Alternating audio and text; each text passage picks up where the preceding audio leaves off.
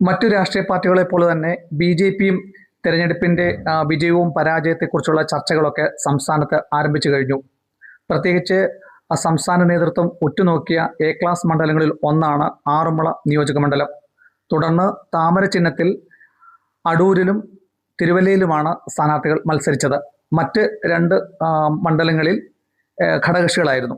അപ്പോൾ പാർട്ടി 5 മണ്ഡലങ്ങളിൽ ശ്രദ്ധ ചെലുത്തിയെങ്കിലും ഈ 3 മണ്ഡലങ്ങളിൽ ബി.ജെ.പി എങ്ങനെയാണ് പരാജയപ്പെട്ടത്, അതിൻ്റെ സമാനമായ ചിന്തകളൊക്കെ ചർച്ചയ്ക്ക് മുന്നോടിയായിട്ട് വരികയാണ്.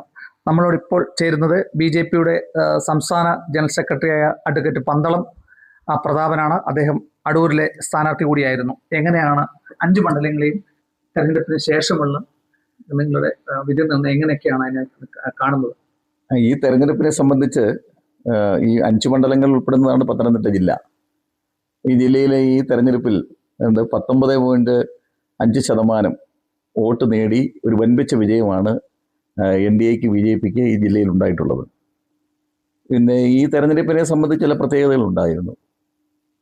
പിണറായി വിജയൻ ഗവൺമെൻറ്റിൻ്റെ പ്രവർത്തനത്തിലുണ്ടായ ജനങ്ങളുടെ വലിയ അതൃപ്തി ഈ തെരഞ്ഞെടുപ്പിൽ പ്രതിഫലിച്ചിട്ടുണ്ട്. അപ്പോൾ അതിൻ്റെ ഗുണം പല തരത്തിലാണ് പോയിട്ടുള്ളത്. ബി.ജെ.പിയെ സംബന്ധിച്ചിടത്തോളം ഞങ്ങൾക്ക് വലിയ മുന്നേറ്റം തന്നെയാണ് ഉണ്ടായിട്ടുള്ളത്. ഈ 3 മണ്ഡലങ്ങളിൽ പ്രത്യേകിച്ച് 2ാം സ്ഥാനത്ത് തിരുവല്ല എത്തി. വലിയ രീതിയിലുള്ള വോട്ട് ഷെയർ ആറന്മുളയിലും പന്തളത്തും അടൂരും ഉണ്ടായിട്ടുണ്ട്. അപ്പം തീർച്ചയായിട്ടും ഞങ്ങളെ സംബന്ധിച്ചിടത്തോളം ബി.ജെ.പിക്ക് ഒരു വിജയം തന്നെയാണ് ജില്ലയിൽ ആകെ മൊത്തത്തിൽ ഉണ്ടായിട്ടുള്ളതെന്നുള്ളതാണ് എൻ്റെ വിലയിരുത്തൽ. പാർട്ടിയെ സംബന്ധിച്ചിടത്തോളം ശക്തമായ മത്സരം തന്നെ നടന്നു. എല്ലാ പ്രവർത്തകരും വളരെ ഊർജ്ജസ്വലമായി പ്രവർത്തിച്ചിട്ടുണ്ട്. വോട്ടിനെ സംബന്ധിച്ച് ഞാൻ പറഞ്ഞല്ലോ, ഈ ജനവികാരം, വലിയ വികാരം ഇടതുപക്ഷത്തിനെതിരായിട്ടുണ്ടായിരുന്നു. മാത്രമല്ല ഇവിടെ ചില പ്രത്യേക ചില മതവിഭാഗങ്ങൾ ബോധപൂർവമായി പരസ്യമായി തന്നെ തെരഞ്ഞെടുപ്പിൽ UDFന് അനുകൂലമായി നിലപാടെടുക്കുന്നൊരു സ്ഥിതി ഇവിടെ കേരളത്തിലുണ്ടായിട്ടുണ്ട്.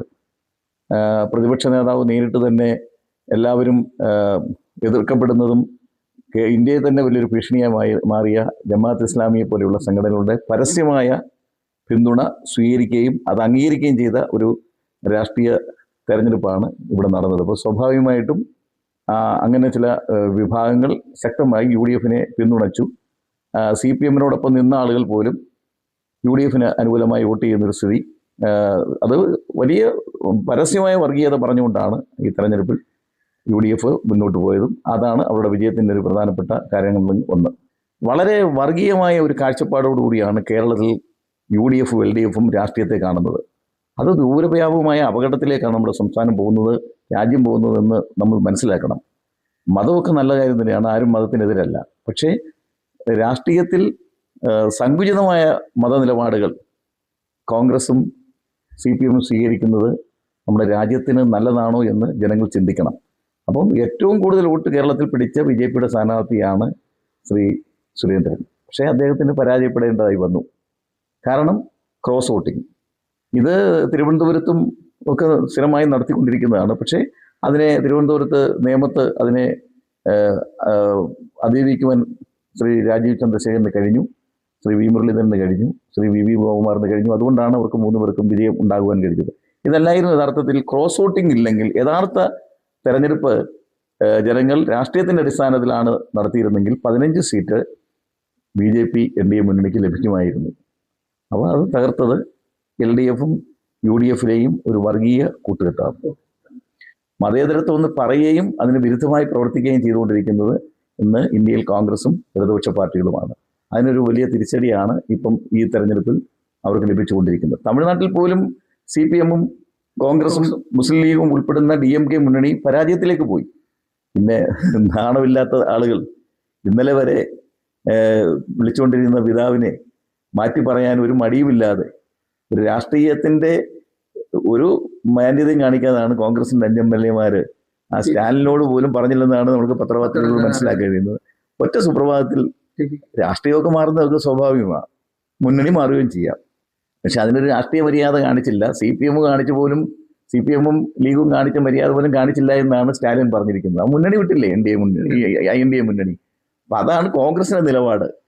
രാഹുൽ ഗാന്ധി വളരെ ഒരു എളുപ്പമില്ലാതെ തലേദിവസം വരെ ചീത്ത വിളിച്ചുകൊണ്ടിരുന്ന ആള് ഇപ്പോൾ കഴിഞ്ഞ ദിവസം വന്ന് വിജയുടെ സത്യപ്രതിജ്ഞ ചടങ്ങിൽ പങ്കെടുക്കാൻ എത്തി. രാഹുൽ ഗാന്ധിയും കോൺഗ്രസും വേണുഗോപാലും ഒക്കെ എന്താ പറയുന്നത്?